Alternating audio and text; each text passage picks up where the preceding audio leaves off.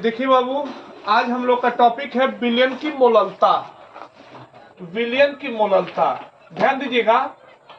विलयन की मोललता, मोललता समझिएगा। विलयन की मोललता, molality of solution, molality of solution, molality of solution. देखिए बाबू, पीछे के हम लोग क्लास में हम लोग ये समझे थे कि 1 लीटर विलयन था, 1 लीटर विलयन था और उसमें विलय के ग्रामों की संख्या विलयन की सांद्रता कहलाती है। 1 लीटर विलयन में विलय के तुल्यांकों की संख्या विलयन की नाइमलता कहलाती है। 1 लीटर विलयन में विलय के 1 लीटर विलयन में विलय के मोलों की संख्या विलयन की मोललता कहलाती है। विलयन की मोललता क्या कहलाती है? अब तो 1 किलोग्राम विलायक, जैसे पानी है और चीनी है, उन दोनों को मिलाते हैं तो विलयन बनता है। अब जो विलायक है, पानी विलायक होता है, चीनी विलय होता है। तो जो विलायक है 1 किलोग्राम विलायक है, मान लेंगे कि विलायक क्या है 1 किलोग्राम। 1 किलोग्राम विलायक में जो विलय के मोलों की संख्या होती है, जो विलय यानी चीनी को मिलाया जाता है, जो विलय के मोलों की संख्या होती है उसे कहते हैं विलयन की मोललता। यानी इसका विलयन की मोललता का फार्मूला होता है विलयन की मोललता। विलयन की मोललता इज इक्वल टू होता है बाबू फार्मूला, ध्यान दीजिए, विलय के मोलों की संख्या, विलय के मोलों की संख्या, मोलों की संख्या बटा विलायक का भार, विलायक का भार किसमें, केजी में, का भार किलोग्राम में, ग्राम में दिया, सॉरी ग्राम में ना, हाँ ग्राम में, ग्राम में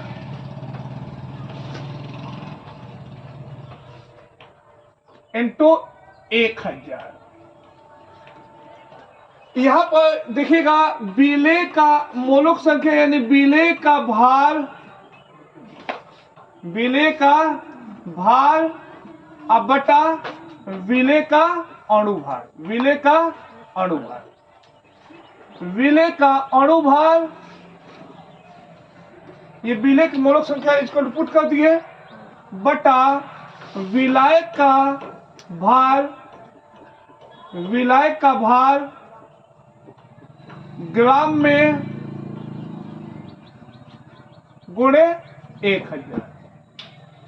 समझिएगा बाबू, यहां पर ध्यान दीजिएगा। विलयन की जो मोललता होती है, विलयन की जो मोललता होती है, मोललता वो ताप पर निर्भर नहीं करती है, जबकि मोललता ताप पर निर्भर करती है। मोललता इसलिए ताप पर निर्भर करती है क्योंकि आयतन जो होता है ताप पर निर्भर करता है, लेकिन जो द्रव्यमान होता है वो ताप पर निर्भर नहीं करता है। इसलिए विलयन की जो मोललता है, विलयन की मोललता ताप पर निर्भर नहीं करता, ताप पर निर्भर नहीं करता है, ताप पर निर्भर नहीं करता है। ठीक है। अब ये समझिएगा कि अगर विलायक जो है 1 किलोग्राम है, अगर विलायक 1 किलोग्राम है, विलायक 1 किलोग्राम है और उसमें जो विलय मिलाया जाएगा अगर वह 1 मोल हो तो उस विलयन को कहते हैं मोलल विलयन। क्या कहते हैं? मोलल विलयन, मोलल सॉल्यूशन। समझ में आया कि नहीं? उस विलयन को कहते हैं मोलल सॉल्यूशन, मोलल विलयन कहते हैं। तो एक बात समझिएगा विलयन की मोललता कि 1 किलोग्राम विलायक में, 1 किलोग्राम विलायक में जो विलय के मोलों की संख्या होती है वही कहलाती है विलयन की मोललता। तो इसको नोट कीजिए तब तक। चलिए देखिए बाबू, अभी तक हम लोग विलयन की मोललता देखे कि 1 किलोग्राम विलायक, मान लीजिए पानी क्या है 1 किलोग्राम है और उसमें जो चीनी कितना, जो चीनी मिलाया गया यानी विलय मिलाया गया है उसके मोलों की संख्या क्या है वही कहलाती है विलयन की मोललता। तो इस पर न्यूमेरिकल लगाते हैं। पहला क्वेश्चन है कि एक लवण का अणुभार 30 है, एक लवण का अणुभार 30 है, यानी विलेय का अणुभार दे दिया है, लवण का अणुभार 30 है, अणुभार दे दिया है और लवण 3 ग्राम मात्रा है। तो बोला है कि 250 ग्राम जल में विलीन की गई तो विलयन की मोललता क्या होगी। तो समझिएगा, यहां पर किया जाए तो पहले विलयन की मोललता फार्मूला लिखेंगे। विलयन की मोललता, विलयन की, ध्यान दीजिए बाबू, मोललता इज इक्वल टू विलेय, विलेय यहां पर लवण है, विलेय यानी लवण का भार बटा विलेय, डायरेक्ट लिख दे फॉर्मूला, विलेय यानी लवण का अणुभार,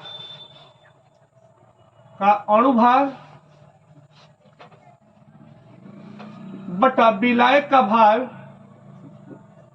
बटा विलायक का भार ग्राम में गुणे 1000। तो देखिएगा बाबू, इसमें दिया है कुछ, खुद ही क्वेश्चन में दिया है, लिखते हैं उसके बाद दिया है, क्या क्या दिया है ध्यान दीजिए।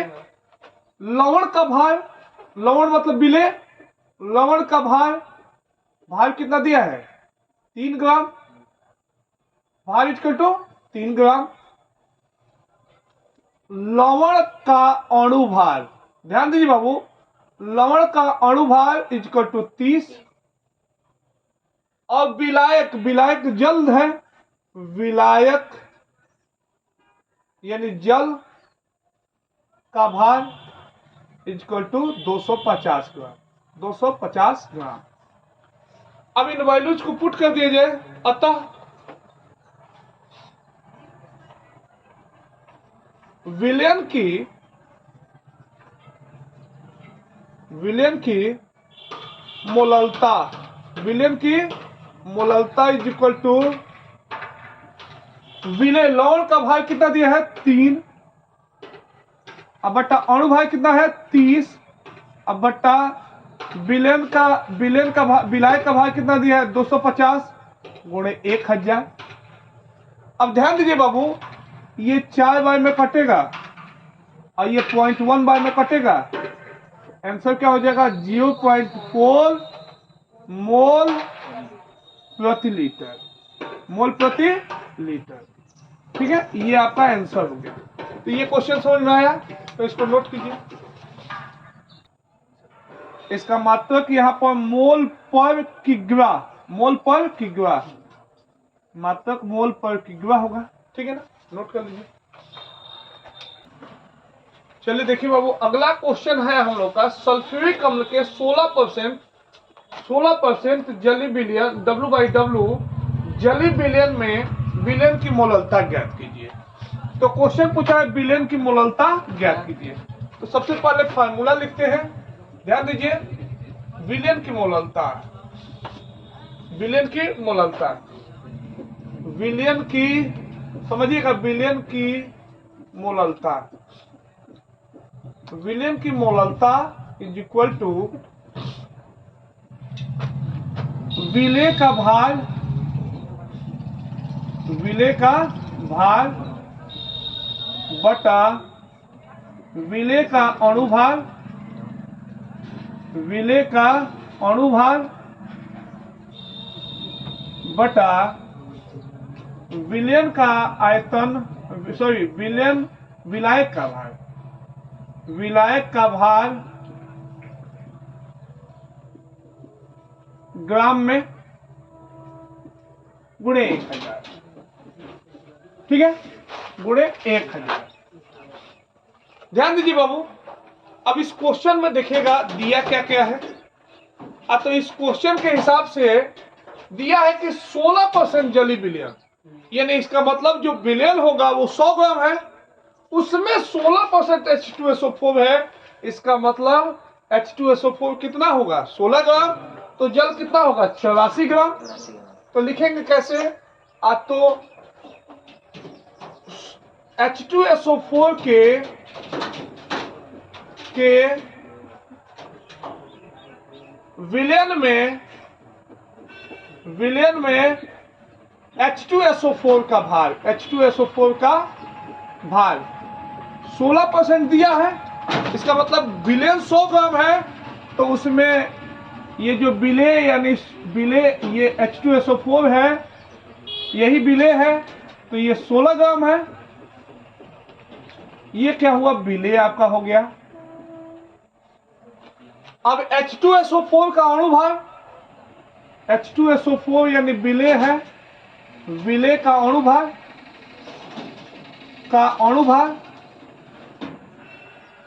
क्या होगा, अब तो 2 गुणे 1 प्लस इसका होता है 32 प्लस 4 इंटू 16 यानी 64, 32, 96, 2, 98।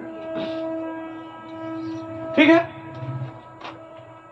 अब विलायक मतलब जल, जब विलेन 100 ग्राम है, तो अगर उसमें विले 16 ग्राम है तो विलायक कितना होगा, 84। अतः जल का भार, जल मतलब जल ही विलेन है, तो जल विलायक का भार तो 100 माइनस 16 इक्वल टू 84 ग्राम हो गया। अतः विलेन की मोललता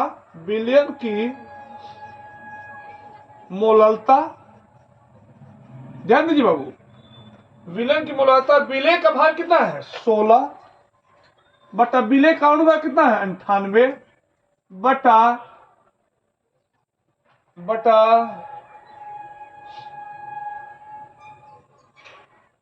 विलायक का भार 84 गुणे 100 गुणे 1000 होगा।